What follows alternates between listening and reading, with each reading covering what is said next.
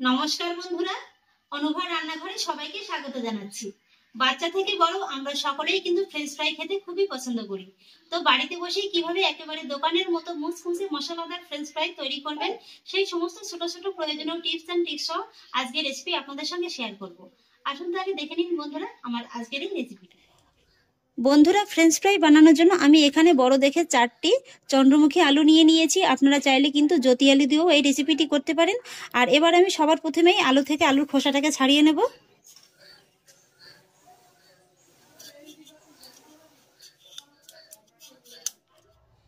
সবকটি আলু থেকে আমি খোসাটাকে খুব ভালো করে ছাড়িয়ে নিয়েছি। আর খোসাটাকে ছাড়িয়ে কিন্তু আলুটাকে এইভাবে সঙ্গে সঙ্গে জলের ভিতরে রেখে দিতে হবে, তা না হলে কিন্তু আবার আলুটা যদি খুব বেশিক্ষণ সময় নিয়ে বাইরে থাকে কালো হয়ে যাবে। আর এবার আমি আলুগুলোকে সব কেটে নেব, আর সেই জন্য একটা আলু আমি নিয়ে নিয়েছি। আর এবার আমি এই আলুটার এই যে চতুর্দিক দিয়ে এইভাবে একটু অল্প করে কেটে বাদ দিয়ে দেব।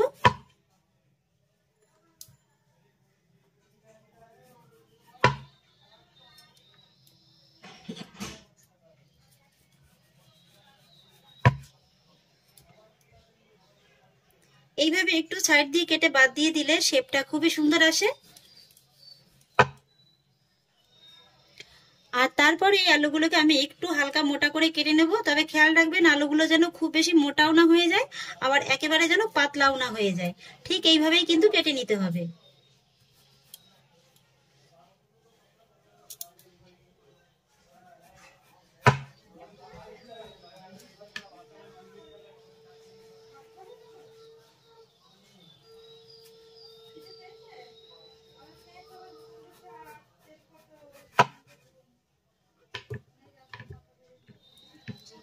এইভাবে কেটে নেওয়ার পরে তারপর আবারও এইভাবে লম্বা লম্বি করে কেটে নেব।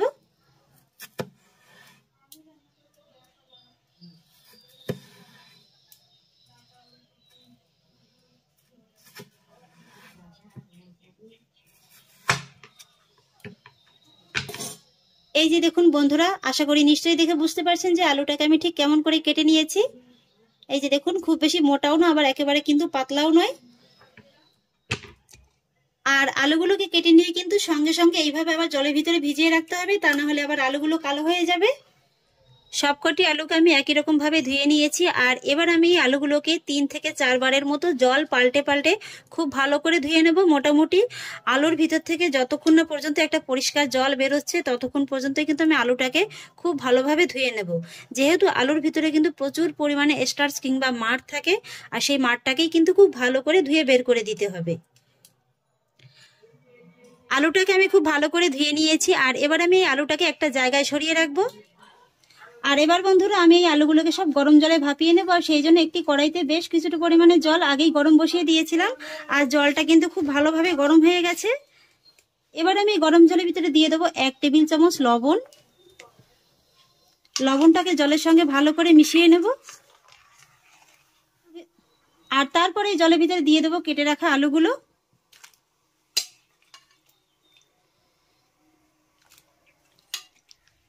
আর তারপরে আলুগুলোকে একটু জলের সঙ্গে মিশিয়ে নেব। খেয়াল রাখবেন আলু যেন খুব বেশি বয়েল না হয়ে যায়। ঘড়ি ধরে জাস্ট 3 মিনিটের মতো হাই ফ্লেমে আলুটাকে কিন্তু একটু ভাপিয়ে নিলেই হয়ে যাবে। তবে এই 3 মিনিটের মাঝে কিন্তু মাঝে মাঝে এইভাবে একটু আলুটাকে নেড়ে চেড়ে দিতে হবে, যাতে করে আলুটা সব দিকে সমানভাবে বয়েল হয়ে যেতে পারে। 3 মিনিট বাদে এবার আমি আপনাদের দেখিয়ে দিচ্ছি। এই যে বন্ধুরা দেখুন, আলুটা কিন্তু ভাপানো হয়ে গেছে। আর এবার আমি আলুগুলোকে গরম জল থেকে তুলে নেব।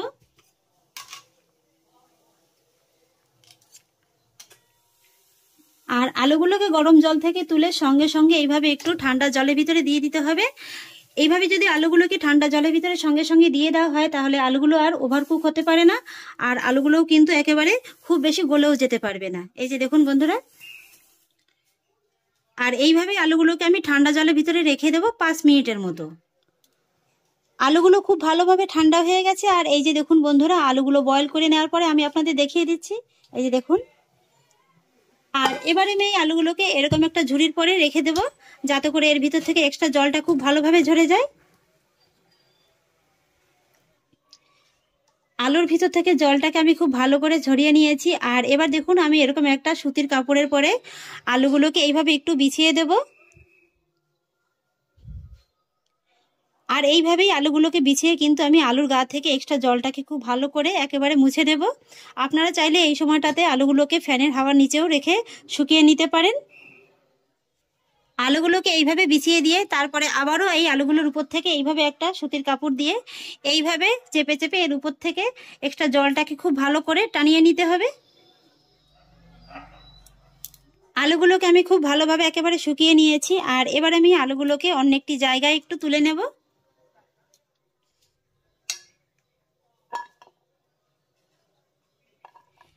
আর এবার দেখুন আমি এই আলুগুলো থেকে অর্ধেকটা পরিমাণে আলু অন্য একটি বাটিতে নিয়ে নিয়েছি।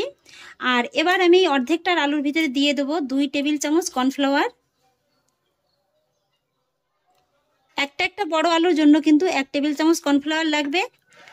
আর বন্ধুরা একটা কথা কিন্তু অবশ্যই মাথায় রাখবেন, পুরো আলুটাই কিন্তু একসঙ্গে কর্নফ্লাওয়ার মাখাতে যাবেন না। যতটা পরিমাণে আলু আপনারা ভাজবেন ঠিক ততটা পরিমাণেই কিন্তু কর্নফ্লাওয়ারটা মাখিয়ে নেবেন। এবার আমি কর্নফ্লাওয়ারটা আলুর গায়ে খুব ভালো করে কোট করে নেব।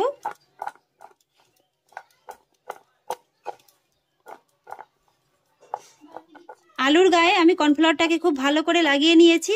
আর কর্নফ্লাওয়ারটা ভালো করে লাগিয়ে নেওয়ার পরে দেখুন আলুর গায়ে কিন্তু খুব সুন্দর একেবারে একটা পাতলা কোটিংয়ের মতো পড়ে গেছে।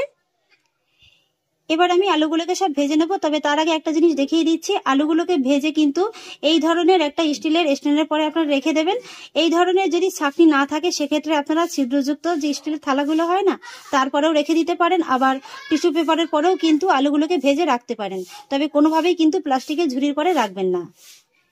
এবার আমি ফ্রেঞ্চ ফ্রাইগুলোকে ভেজে নেবো। আর সেই জন্য একটি কড়াইতে পর্যাপ্ত পরিমাণে সাদা তেল আগেই গরম বসিয়ে দিয়েছিলাম। আর তেলটাকে কিন্তু মিডিয়াম হাই ফ্লেমে খুব ভালোভাবে গরম করে নিতে হবে। তেলটা খুব ভালোভাবে গরম হয়ে গিয়েছে। আর এবার আমি একটা করে আলু এই গরম তেলের ভিতরে ছেড়ে দেব।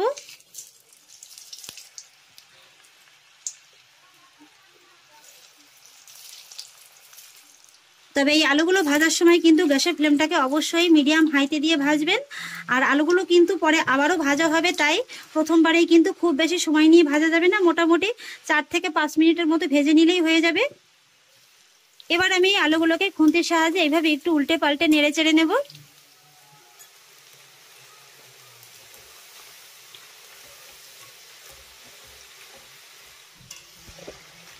এবার আমি আপনাদের 5 থেকে 6 মিনিট বাদে দেখিয়ে দিচ্ছি। এই যে দেখুন বন্ধুরা আলুগুলো কিন্তু বেশ অনেকটা ভাজা হয়ে গেছে। আর এবার আমি আলুগুলোকে গরম তেল থেকে তুলে নেব। আর এই সময়টাতে আপনারা আলুগুলো ভাজার সময় নিজেরাই বুঝতে পারবেন যে আলুগুলো কিন্তু অনেকটা ক্রাঞ্চি হয়ে গেছে। আলুর গা থেকে তেলটাকে খুব ভালো করে ঝরিয়ে নেব। আর তারপরেই ভেজে নেওয়া আলুগুলোকে এইভাবে স্ট্যান্ডের পরে রেখে দেবো। তবে স্ট্যান্ডের ভিতরে কিন্তু এইভাবে একটু সাদা কাগজ বিছিয়ে রাখবেন, তাহলে তেলটা যেমন খুব ভালোভাবে ঝরেও যাবে আর এক্সট্রা তেলটাও কিন্তু এই কাগজটা খুব ভালোভাবে টেনে নেবে। একই রকম ভাবে পরের অর্ধেকটা আলুর গায়ে আমি কর্নফ্লাওয়ারটা লাগিয়ে নিয়েছিলাম। আর এই আলুগুলোকেও আমি একই রকম ভাবে ভেজে নেব। আমার দ্বিতীয় ব্যাচের আলুগুলোকেও ভাজা হয়ে গেছে, এগুলোকেও আমি একই রকম ভাবে নামিয়ে নেব। এই আলুগুলোকেও আমি একই রকম ভাবে ছাঁকনির পরে রেখে দেব। আর তারপরে আমি এই আলুগুলোকে মোটামুটি 30 থেকে 40 মিনিটের মতো এইভাবে রেখে দেব আর খুব ভালোভাবে ঠান্ডা করে নেব। আর এবার চলুন এই ফাঁকে ফ্রেঞ্চ ফ্রাইয়ের জন্য একটি চটপটা মশলা রেডি করে নেব। আর সেই জন্য একটি ছোট বাটির ভিতরে নিয়ে নিচ্ছি 1/2 চা চামচ লাল লঙ্কার গুঁড়ো, সেই সঙ্গে নিয়ে নিচ্ছি 1/2 চা চামচ গোলমরিচের গুঁড়ো, একই সঙ্গে নিয়ে নিচ্ছি 1/2 চা চামচ আমচুর পাউডার, এখানে আপনারা চাট মশলাটাও ব্যবহার করতে পারেন। আর নিয়ে নিচ্ছি স্বাদ অনুযায়ী বিট লবণ। এবার আমি মশলার উপকরণগুলো চামচের সাহায্যে ভালো করে মিশিয়ে নেব। এই যে বন্ধুরা মশলাটা আমার রেডি করা হয়ে গেছে, একটা সাইডে সরিয়ে রাখবো। আর এদিকে আমি প্রায় 30 থেকে 40 মিনিটের মতো রেখে আলুগুলোকে খুব ভালোভাবে ঠান্ডা করে নিয়েছি, এই যে দেখুন। আর এবার আমি আলুগুলোকে আবারও ফ্রাই করে নেব।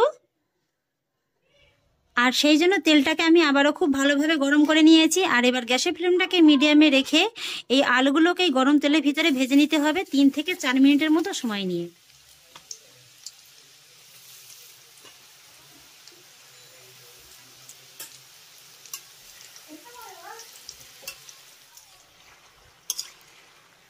থেকে 4 মিনিট বাদে এবার আমি আপনাদের দেখিয়ে দিচ্ছি। এই যে দেখুন বন্ধুরা আলুর ভিতরে কিন্তু খুব সুন্দর আমি একটা হালকা ব্রাউন কালার করে ভেজে নিয়েছি। আর আলুগুলো কিন্তু এখন খুব সুন্দর একেবারে ক্রিস্পি হয়ে গেছে। এবার আমি গরম তেল থেকে এই আলুগুলোকে তুলে নেব।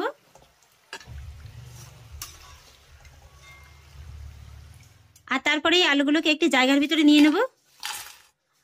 আওয়াজটা শুনে আপনারা নিশ্চয়ই বুঝতে পারছেন যে আলুগুলো কতটা মুচমুচে হয়েছে।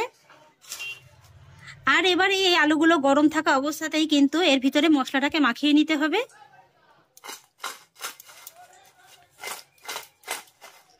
মশলাটাকে আলুর গায়ে আমি খুব ভালো করে মাখিয়ে নিয়েছি। আর এই যে বন্ধুরা তৈরি হয়ে গেল দোকানের মতো ফ্রেঞ্চ ফ্রাই। একই রকম ভাবে দ্বিতীয় ব্যাচের আলুগুলোকেও আমি ভেজে মশলাটাকে মাখিয়ে নেব। ফ্রেঞ্চ ফ্রাইগুলোকে আমি একই রকম ভাবে ভেজে নিয়েছি। আর দেখতে দেখুন বন্ধুরা, এখন একেবারে অবিকল দোকানের মতো লাগছে না। আর ফ্রেঞ্চ ফ্রাইগুলো দেখুন বন্ধুরা কতটা মুচমুচে হয়েছে।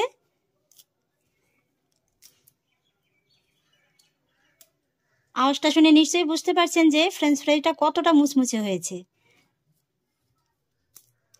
আর এই ফ্রেঞ্চ ফ্রাইগুলো বাচ্চা থেকে বড় সবাই খেতে এতটাই পছন্দ করে যে বিকেলের আড্ডায় কিন্তু এই রেসিপিটির একেবারে জুড়ি মেলা ভার।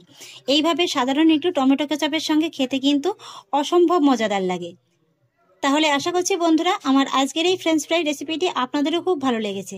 যদি ভালো লেগে থাকে তাহলে আমাকে অবশ্যই একটা লাইক এবং কমেন্ট করবেন, সেই সঙ্গে বন্ধুদের সঙ্গে শেয়ার করবেন। আর প্লিজ বন্ধুরা, যদি আমার পরিবারের নতুন সদস্য হয়ে থাকেন তাহলে একটা সাবস্ক্রাইব করে পাশে থাকা বেল আইকনটি প্রেস করে দেবেন। ফিরে আসছি পরের অন্য কোনো নতুন রেসিপি নিয়ে। সবাই ভালো থাকুন, সুস্থ থাকুন, ধন্যবাদ।